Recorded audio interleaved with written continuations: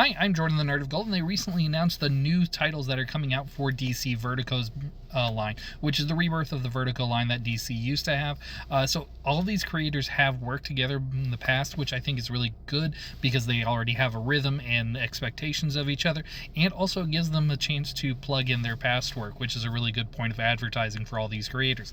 But starting with number 10 is going to be Fanatic. Now, this is a title that I'm just not familiar with these creators, and it's a story about how fandom can change people, and I just got to say that premise off the bat isn't a huge draw for me, especially since I'm not familiar with the creators. So I don't think it's going to be like a bad title. It's just not one that like spikes my interest off the bat. Number 2 is going to be Necratius, I think it is how you spell that. It's like Necro and Cretaceous because it's zombies and dinosaurs, and it's got Tom Taylor and Derek Robertson, two pretty big creators. They've also worked together in the past, and this book seems like it could be very cool, but at the moment, between how to pronounce the name and just the idea of zombies and dinosaurs being together, doesn't super excite me. I think it can be good, but at this point I just need to know more about it before I really get excited about it. Number 8 is going to be 100 Bullets, US of Anger, which looks like it's going to be a good title. I know 100 Bullets had a long-running title over at Vertigo for a while, and it had a sequel series, and it was widely well received when I was growing up, remembering how people talked about it.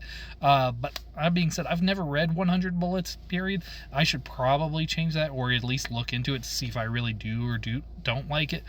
So yeah, 100 Bullets, it's coming back, and I think that's going to be good for them to have a returning title like that.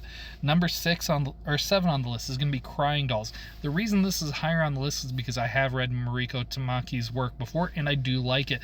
That being said, the premise about lesbians in 1980s New York as the AIDS crisis is getting on, and something to do with a crying doll, and I don't know what a crying doll is, so therefore someone please tell me what it is so I can understand and maybe be more excited about this book. But at this moment, between the premise, I'm not super excited about this one, but I do like Mariko Tamaki, so I do think it's going to be a good title on that front. Next on there, it's going to be A Walking Shadow, which is by Simon Spurrier, a writer that I like, but he's kind of hit or miss for me. I don't mean that in good or bad as like an objective way, just like sometimes the material grabs me, sometimes it doesn't. It just kind of depends on what title he's working on too. So I think this does look like it's going to be up his alley and be a good story, so I think this is going to be a good one. Fingers crossed. And then next we have End of Life by Kyle Starks. I do like the premise, a guy going out to hide from assassins, and he finds another fight to find there, and because he's a professional hitman, he can never walk away from a real fight. So I do think that's going to be an interesting title right there. And I do remember him working with Steve Pugh, I'm not entirely sure how to pronounce his last name, but Steve, working with him on Peacemaker, and I did enjoy that, so I do think this is going to be a fun title.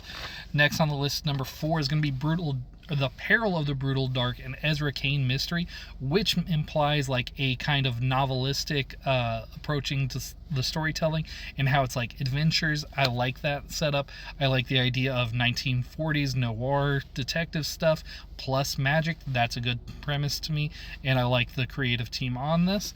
Next on the list is going to be Black Tower, A Raven Conspiracy. This is going to be from Ram V, and I really like Ram V. I think he's a great writer, and I'm looking forward to this. That being said, all we really know about it right now is that it's a contemporary spy thriller, and that sounds good. I mostly like this because I know who is working on it rather than what I know about this title right now. Number 2 on the list is going to be Bleeding Hearts. Bleeding Hearts, this is from the team of 20th Century Men, which is a really good title, and I really like what Dennis Camps has been doing over on the Ultimates with Marvel. Fantastic story, and I really like the premise here of what happens after the zombies won, what kind of culture develops, and is it a good culture?